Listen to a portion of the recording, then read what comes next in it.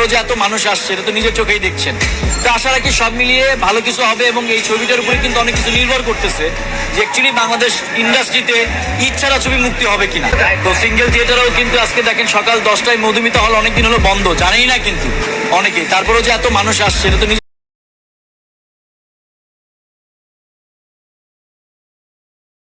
অনন্য মামুন কিন্তু নেমে গেছে মাঠে।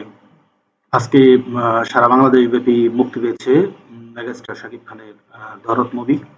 আর এই মুভি নিয়ে হলের মধুমিতা হলের সামনে ব্যান্ড পার্টি নিয়ে এবং সাকিবেনদের নিয়ে জোরে সোরে প্রচারণা চালাচ্ছেন অনন্য মামুন।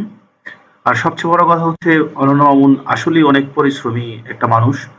খুব নিজের চোখেই দেখছেন।